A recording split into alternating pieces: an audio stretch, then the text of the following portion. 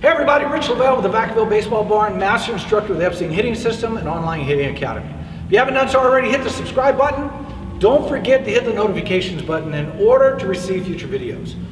So today's video, I'm going to go back to a video I did once before, and it was basically the sequencing of the swing.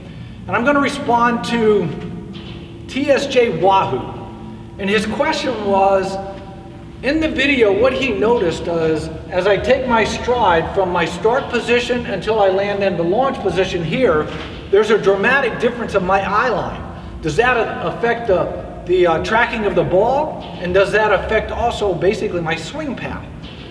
And no, it doesn't. So let's make sure we understand something. First, you have players that stand up really, really tall. I'm not left-handed, but think of a Chris Davis with the Baltimore Orioles. Then you have other guys that really get down kind of low, and I can always think back to Pete Rose. They start here and he stays here. But here's what happens.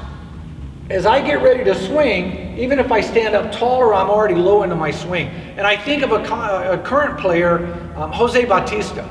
There's probably a 6-inch drop from where his eyes begin to when he lands into the launch position here.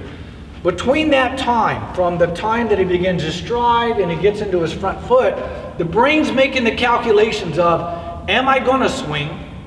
Where's the ball going to approximately end up at the end of the pitch to where I'm going to swing? And what does my body need to do in all this? I know it sounds like a lot. Pretty incredible thing we have is our brain.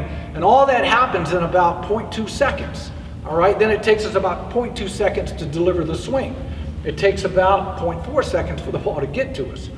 So we're doing all this calculation, and by the time I know where I'm going to be here, I've made those adjustments and I'm going to get the bat on plane to the ball that's coming in. Do we make those mistakes sometimes? Absolutely. Primarily because maybe we missed what the pitch was. We're thinking fastball and it's a ball that's breaking. There's a lot of different variables that go into that. But specifically to his question, is if I start relatively tall in my stance, and when I stride, I get here, my eyes go from here to here, that's okay. It's going to happen. It's going to happen if we take a stride. If I'm in a no stride position where I'm like this, I'm basically going to stay on with my eyes in the same position here to get into that. That stride is not going to affect me. And please, coaches and parents, don't think that the head movement in this is bad as well. My head should stabilize once my front foot plants on the ground, the heel gets into the ground. That's when the head stabilizes.